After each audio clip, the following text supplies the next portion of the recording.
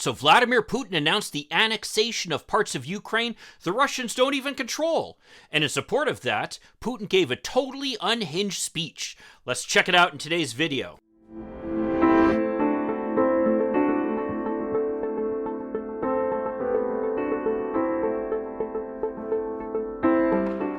Hi, I'm Mike Greiner. I'm a lifelong Democratic activist who's concerned about the direction our country is taking. I'm also a lawyer and an academic, and I'm here to help you stand up to the BS of the MAGA crowd. The speech was originally going to be given on Thursday, September 29th, but even though everybody showed up for the speech, nothing happened. And it wasn't until the next day that the speech was actually given. Now, if that doesn't make you think that there's some chaos going on in the Kremlin right now, check out these maps over here. You can see on this map of Ukraine, these are the areas, the four oblasts that Russia is claiming have voted to be annexed by Russia.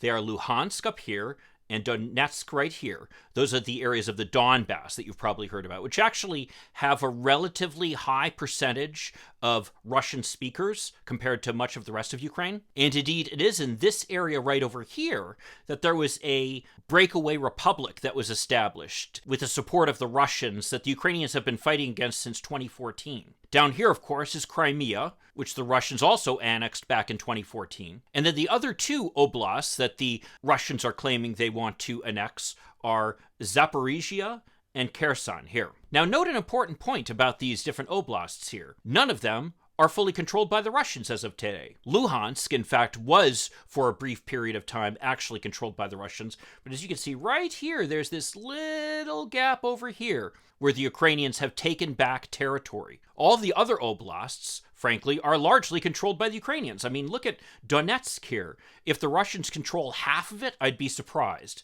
Zaporizhia, again, huge sections of it are controlled by the Ukrainians. And here in Kherson, you can see the purple areas here, which have been retaken by the Ukrainians. This is the area, by the way, right here, where the Russians probably had their greatest success early on in the war, and where lately the Ukrainians have been engaging in a counterattack. In fact, we've just heard that the Ukrainians have been pushing deeply into Russian territory up here in the northern part of the Kherson Oblast. And it appears that the Russian defenses are starting to fall apart there, much as we'd seen happening up here in the Kharkiv Oblast and even in parts of Donetsk, like Liman, that was just taken by the Ukrainians. And in fact, it's ironic that right after the speech was given, that same day, the Russians started their retreat out of Liman, which is located right over here, which is an area in the Donetsk region, which is supposedly part of the region that the Russians have annexed. Go figure.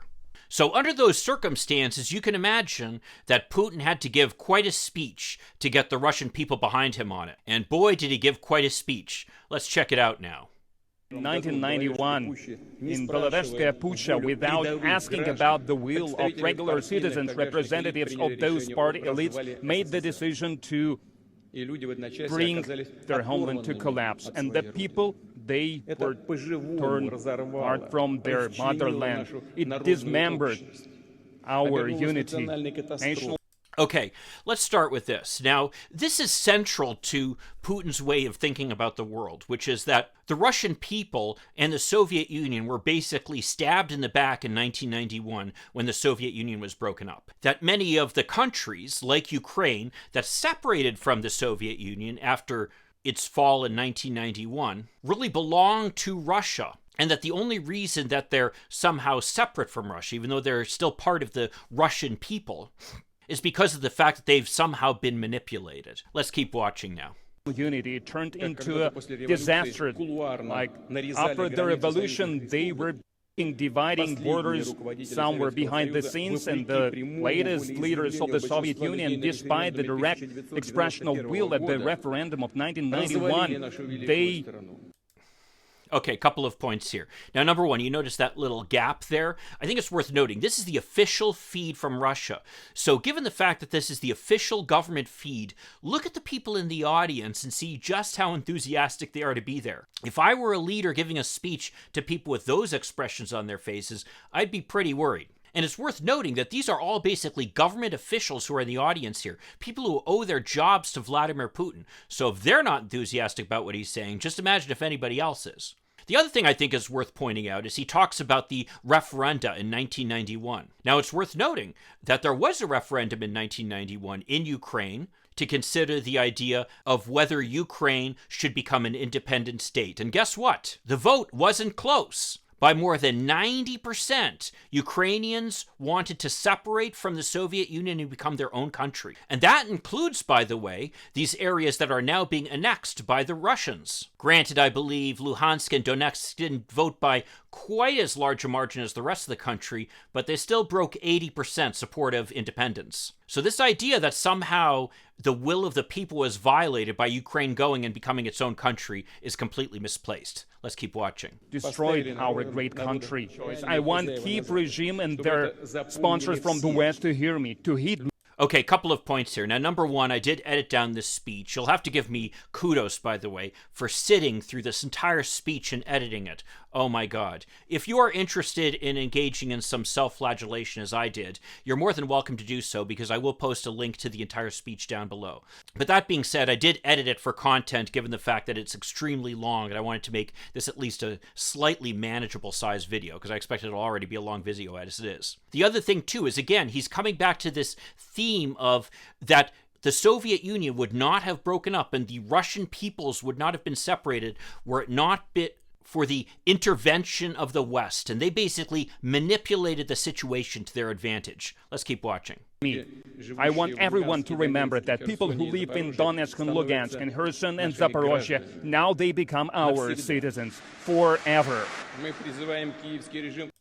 Okay, and that's what the deal is here. Now, there are various theories as to why Putin is engaging in this at this time, especially given the fact that they don't control these provinces. One of the theories is that he's doing it for a domestic audience, to essentially give a basis for this war, which I think there's some support for this argument as you listen to the rest of the speech.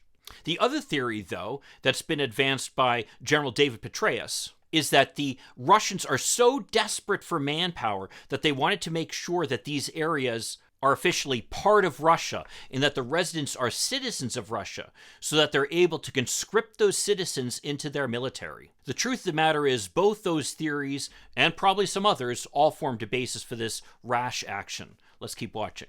We appeal to the Kiev regime to cease fire immediately, all the hostilities, the war that they started back in 2014. And now this is where things start to get strange, and I feel like I'm looking through the looking glass. It's almost like I'm watching Fox News again. I mean, this is Putin who invaded Ukraine, saying that the Ukrainians need to stop fighting, that they caused this war, which frankly never would have happened had the Russians not decided to come across their borders. This is the kind of twisted logic that underpins Putin here. Let's keep watching. To go back at the negotiations table because we are ready to do that. And we have said that on many occasions, but the choice of the people of Donetsk, Lugansk, Zaporozhye and Kherson, we are not going to discuss that. The choice was made and Russia will not betray this choice.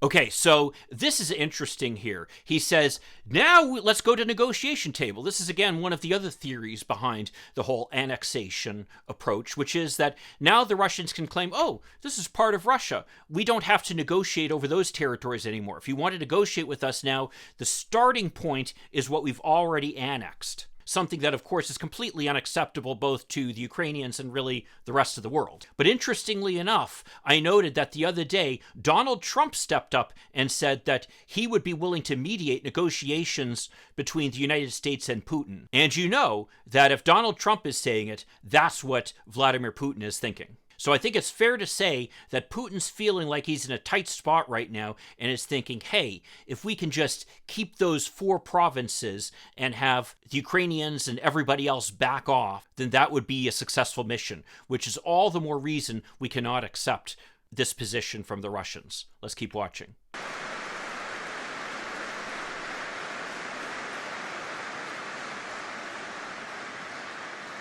And the Kyiv authorities, they should see this expression of will with respect. And that's the only way we can reach a peaceful solution. We will protect our lands with every means we have at our disposal, and we will do everything to provide safety for our people. Okay, now this is, again, coming back to the theme that we're going to see repeated throughout, which is that these people are now Russian citizens. And so it's the duty of the Russian military to defend these Russian citizens against an invasion from the, what he calls, Kyiv regime. He doesn't call it the Ukrainian government because, of course, he doesn't recognize Ukraine as an independent country. It's the Kyiv regime, which is essentially being manipulated by their Western masters. That's how he's positioning this. And what's more is he says that we'll defend these Russian citizens by any means necessary, the same way they defend territory that is traditionally part of Russia, which many people have interpreted to mean that this is a veiled nuclear threat. You'll see us return to that theme a little bit later on. Let's keep watching. This is the great liberating mission of our people. We will restore destroyed cities and towns, schools, hospitals, theaters, and museums. We will restore and we will develop industrial enterprises, infrastructure, factories, social and pension support, healthcare and education. And of course, we will raise the level of security together. We will make it so that people in the new region felt the support of the entire people of Russia, of the Okay, this is an interesting part here. He talks about rebuilding Ukraine, forgetting the fact that the Russians are the ones who destroyed it, number one. And number two, the Russians do not have anywhere near the resources that are going to be required to rebuild Ukraine after the destruction that has been wreaked on it by this war. Let's keep watching. Entire country, of all the republics, of all the regions of our great homeland and vast homeland.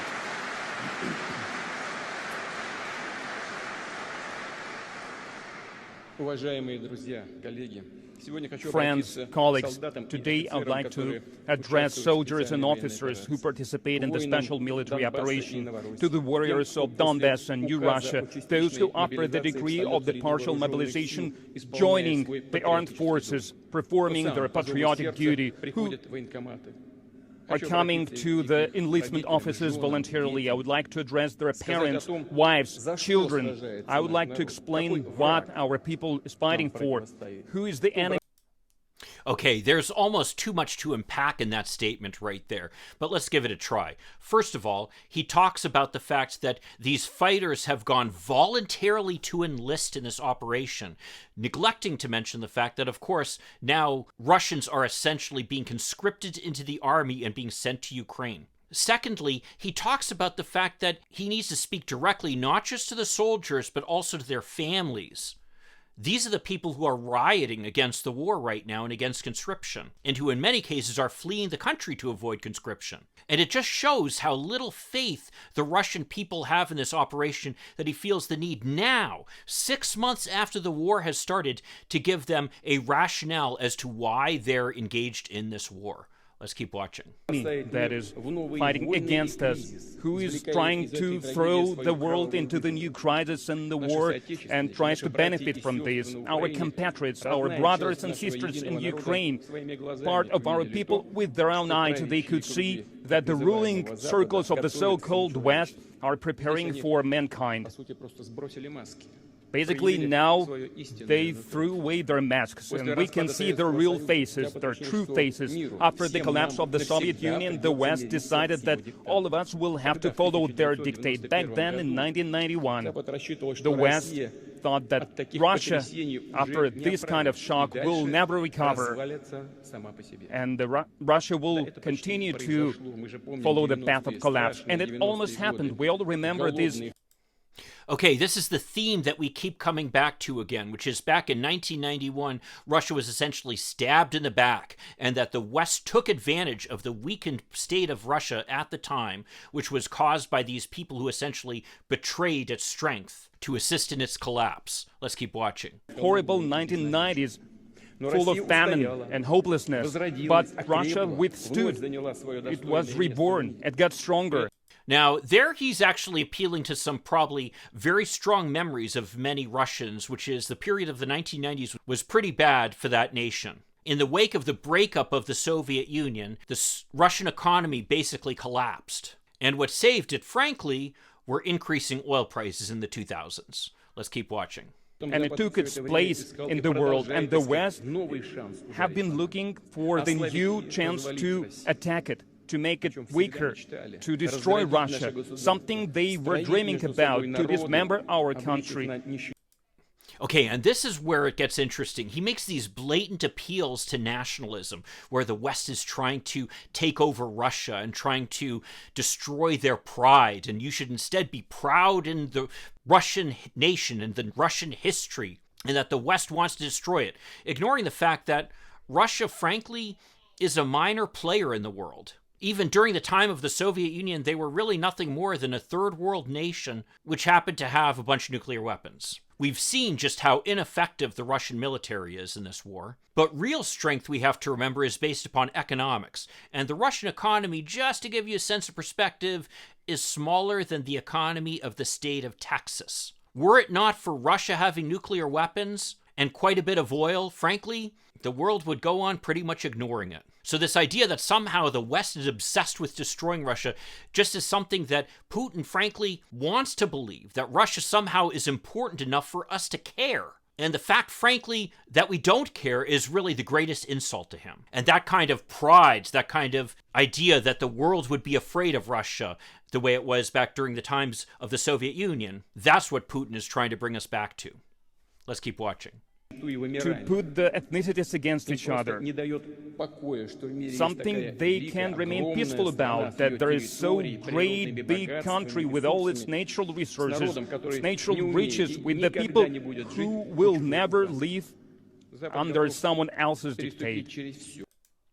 You see, this is where Putin is emphasizing the fact that they have the natural resources, and as a result of that, the rest of the world should come calling on them. That because it's geographically such a huge country, people need to pay attention to it. Let's keep watching. The West can cross all the lines to preserve that neo-colonial system that allows them to remain a parasite, basically to plunder the world using the dictate of their technologies and dollar.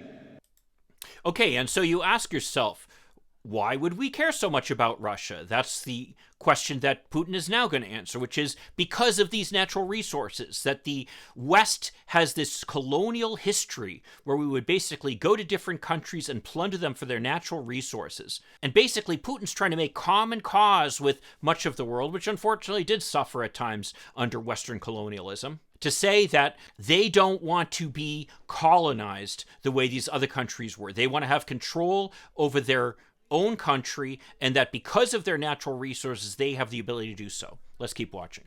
To collect fees from mankind, to collect this fee of a hegemon. And this is the key motive that they have. That's why they want total sovereignty.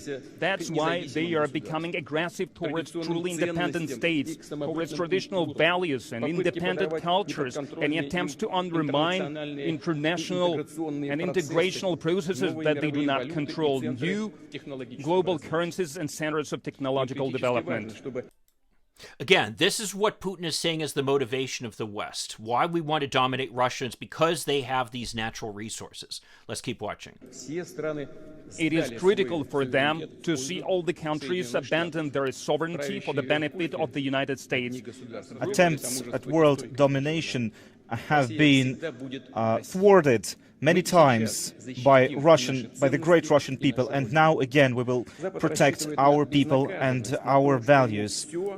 Our enemies believe that they will not have to suffer the consequences of their actions, that there will be no ramifications, but that is not true. All the agreements that have been reached before on global security or agreements between governments are no longer respected or valued. Many of our former leaders actually listened to our Western enemies and decided to give up their weapons, their power, their everything. They listened to the lies and they believed them. You see, this is where Putin's making the case that Russia was stabbed in the back by these former leaders who believed the West, believed the lies that they were providing, and as a result gave up the weapons, which is what gave them the strength on the global stage that now they no longer have. Let's keep watching. We now see Russophobia and anti-Russian sentiment across the world spread by the West. And the West is convinced that its civilization, its neoliberal culture, is a template for the entire world to follow, and there are no other options, no other. Now here's where it gets interesting.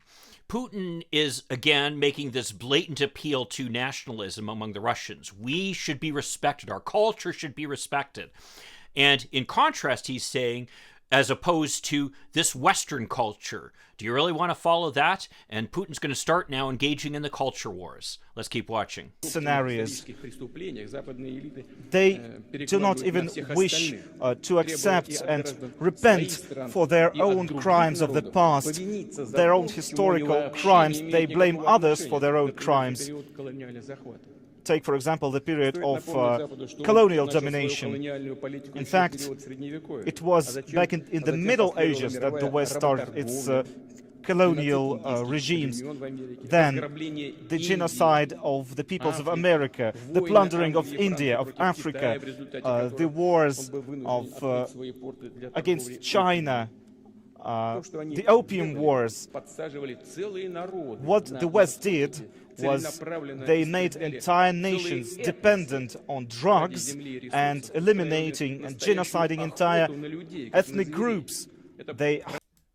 Now, let's be clear about something. I think this is a bit of a rewriting of history by Putin because, of course, the Russians fully participated in these wars of colonialism and tried to seize territories outside their own borders as well. It's not like the Russians weren't engaging in this as well. Let's keep watching. Hunt people like animals. This goes against what we believe and treasure as human life, and we feel proud that it is our country in the... Ah, yes, Putin is so concerned about human life. He who is killing civilians, including women and children in Ukraine. Let's keep watching. 20th century that led the anti-colonialist movement, that allowed many countries to become free. Ah, yes, Russia was the leader in the anti-colonialist movements that allowed others to become free in the 20th century. I'm wondering if the people of Eastern Europe or the people of Afghanistan would agree with that assessment. Let's keep watching. The Western nations for ages have been saying that they bring democracy and freedom to the world, but it's entirely the opposite. Instead of democracy, they enslave. Instead of freedom, they destroy. The Western world order is not free. It is hypocritical and full of lies. The US is the only nation in the world that used nuclear weapons, twice destroying the towns of Hiroshima and Nagasaki. Ah, yes, the United States is the only country that used nuclear weapons. Is this some type of veiled threat?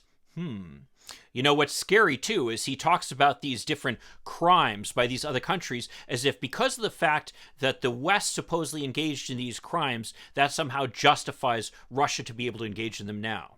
Let's keep watching. Let me remind you that together with the UK, the US, during World War II, annihilated Dresden, Hamburg, and Cologne, and again, more rewriting of history by Putin. I mean, I don't think that some of the strategic decisions that were made by the United States are entirely defensible. However, it was engaged in a horrible war at the time. And it also ignores the widespread war crimes which were committed by the Russians, including such things as the widespread killing of civilians and the raping of women in any countries that they invaded. Let's keep watching. There was no rationale behind that. There was no need to destroy with air bombardment these great cities. They wanted to do that to intimidate the Soviet Union. That was their only goal. The West left a horrible history in Vietnam where they used napalm and other horrible tactics. Remember, again, the United States certainly has issues with our history in Vietnam. That being said, I love how he's pointing fingers at the U.S., forgetting the fact that many of these same tactics were used by the Russians in Afghanistan. Let's keep watching. The Republic of Korea and their actions there, they keep calling South Korea their own allies. What kind of allies are these? We know that many of the leaders of those countries that are perceived as allies of the West are being followed and to be clear here, by the way, South Korea is a vibrant democracy which frequently will disagree with the United States. In fact, one of the big areas there's been disagreement between the South Koreans and the United States has been over the kind of negotiations that should be engaged in with the North Koreans. Unfortunately, those haven't yielded results. Really, frankly, neither approach has yielded results. But the fact of the matter is there have been differences that have been engaged in by both countries. And what's more is, for people out there who drive, for example, Hyundai vehicles or have any electronics from Samsung, you can know that the South Korean companies compete aggressively on the global market and here in the United States. Let's keep watching. There are various devices used to listen to them and spy on them. And the leaders of these countries tolerate all that. Okay, that's actually not true. It came to light, by the way, a couple of years ago, that the United States was monitoring the cell phone calls of certain European leaders. It became a big scandal, and the United States pledged not to do it anymore. And that whole scandal kind of flies in the face of this idea that the European leaders are okay with it. In fact, there is a mutual respect between the different allies within the Western alliance that I think really is something that's uncharacteristic and really completely beyond the comprehension of the Russians. Let's keep watching. And all of that is branded as transatlantic solidarity. And all of these horrible crimes that are being committed in the war zones are also excused. The majority of states do not want to follow that agenda. They choose a path of cooperating with Russia. This kind of defiance is not something that the US expected to see. Kind of funny that he says that when overwhelmingly countries have really rejected Russia, and Russia is more isolated than virtually any country in the world right now other than North Korea or Iran. It's worth noting that Russia actually had to go to North Korea to buy weapons and Iran to buy drones, which if you're turning to those two countries to buy things just shows how isolated you are. And Putin, much to his humiliation, had to sit through a summit with the Indian leader, Modi, where Modi basically lectured Putin, saying that this war is not the way of the 21st century. And Putin had to publicly acknowledge the fact that the Chinese have serious concerns with their activities in Ukraine. So if he's saying everybody's following Russia, I don't see it. Let's keep watching.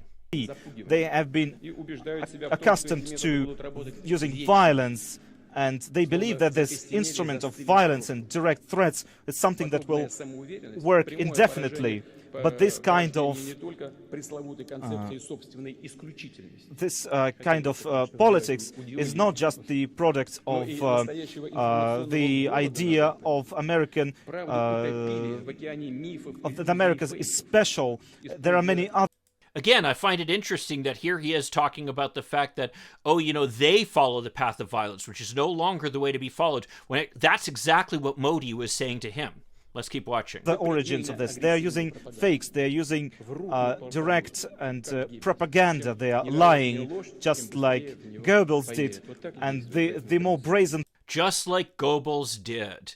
Now, here it is. Anytime that the Russians want to call someone a bad name, basically, the worst thing you can call someone as far as the Russians are concerned is a Nazi. Because, of course, they still remember the invasion that Germany launched on the Soviet Union and the fact that nearly 20 million Soviets were killed as a result of that. So that linking of the West to Goebbels is not by accident. Let's keep watching. The lie is the more people believe in it, but you cannot feed people with money that you continuously print. When you continue to push money into the economy, you cannot. It cannot become energy or gas that will warm your flats. Here he goes again. The West has money, but Russia has these natural resources that the West needs. Let's keep watching. You cannot feed people with money. Obviously, this neo-colonial model is doomed to fail. And I would like to reiterate that there are true masters. They will cling to it until the end, because they have nothing else to offer the world rather than this pillaging, plundering system. Because they want to deprive billions of people, most of the people, they want to deprive them from their right for justice and freedom of choice for their future. And now they shifted to the radical denial of the traditional values, religion, of family. Ah, yes. Now here we get to the culture war, as I predicted. The Russians are the defenders of the traditional values of family and religion. What does that sound like? Let's keep watching. Let's answer these simple questions now. I would like to go back to what I've said. I would like to address all the people of the country, not only to those colleagues that are attending here now. I would like to address all the people of Russia. Do we really want to have in Russia, instead of mothers and fathers, to have parent number 1, parent number 2, parent number 3? What kind of an extinction? Do we want them to impose this understanding that instead of males and females, there is some genders? And do we really want that? Ah, yes. Russia is standing up against the hordes of gay people who are trying to take over the world from the West. Let's keep watching. Them to go through gender change operations. Do we really want it for our children? Ah, yes. He needs to protect Russians from transgenderism. Let's keep watching. It's unacceptable for us because we have the future of our own, which is different. And the Western elites, they are working against all the communities, against the peoples of the Western countries as well. It is against everyone. They want to bring back all the traditional values, traditional faith. And it's like the religion upside down. Looks like blatant Satanism. Satanism. He's saying that it's Satanism that the United States and the West is purveying. So actually, Putin is on the side of God against those Satanists who are trying to undermine traditional values by respecting gay people. That's the new argument he's making. Let's keep watching. When Jesus Christ was talking about false prophets, he was saying, you will recognize. Now he's quoting Jesus Christ. He's really going all out, isn't he? This is just the latest attempt, by the way, of people, in my opinion, subverting the true message of the Bible, because I think Jesus Christ was pretty clear on war and killing people. Let's keep watching. Recognize them by the fruits they will yield. And we can already see this fruit, not only in our country, but everywhere. And it is becoming obvious to many people in the West as well. I would like to conclude my address with the words of the true patriot, Ivan Ilyin. If I consider Russia my motherland, it means that I love in Russian way, that I create and think in Russian, I sing and speak. And he's going to finish off with an appeal to patriotism. Let's keep watching. In Russian, I believe in spiritual strength of the Russian people. Spirit of the people is my spirit. Its destiny is my destiny. Its suffering is my grief. Its prosperity is joy to me. And the great spiritual choices behind these words, and many generations of our ancestors followed this path. And today we are making this choice. Citizens of the Donetsk and Luhansk People's Republic made this choice. People and citizens of the Zaporozhye and Kherson regions, they made their choice to be with their people, to be with their motherland, to share its destiny, to win and prevail with their motherland. The truth is with us. Russia is with us. Okay, so there you go. That's Vladimir Putin. And then they went on and did this signing ceremony. So, again, it's worth noting, as we've read before and heard before, that these supposed referenda in these territories, of course, are held in areas that are under Russian occupation. Large numbers of Ukrainians have fled, and this referendum was conducted basically at gunpoint. So to call it any kind of democratic evidence that the citizens of these territories wish to be with Russia, well, I mean, that's certainly not true, is basically the only way to put it. But that gives you kind of some idea of the twisted thinking that Putin is engaging in this war. If you want to see more about the lies that Putin has engaged in, why don't you check out this video over here. It'll show you the kind of lies that he's engaged in to his own people. I'll see you then. In the meantime, let's hope for continued progress. Thank you.